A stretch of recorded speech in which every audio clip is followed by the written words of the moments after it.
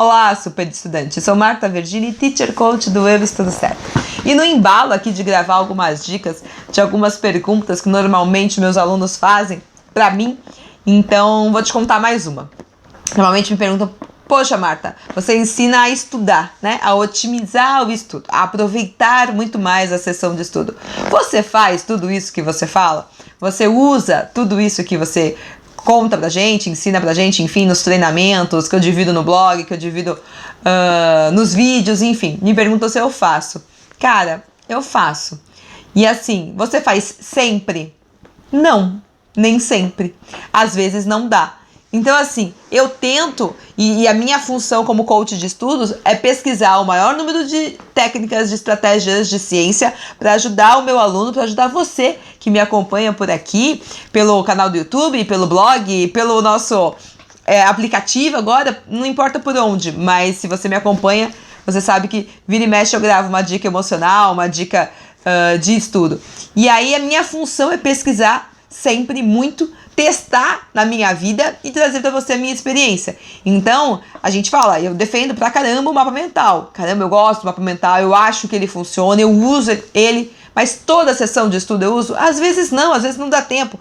Às vezes eu tô, de repente, numa aula, num curso que é muito novo para mim. Eu agora, nesse momento, acabei de chegar de uma aula, de um curso, de um assunto que é zero para mim. Tô começando a caminhar mesmo, ter uma noção desse assunto.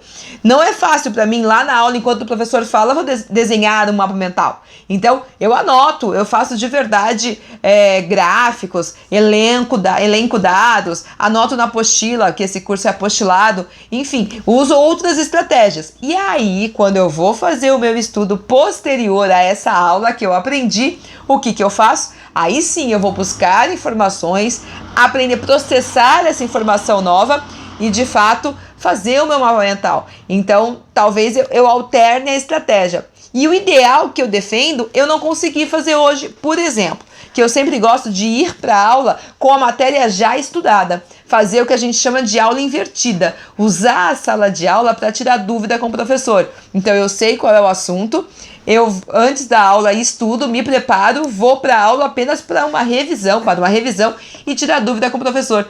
Mas como esse assunto foi meu primeiro dia, eu não sabia qual era o assunto, por onde que o professor ia começar, não foi possível.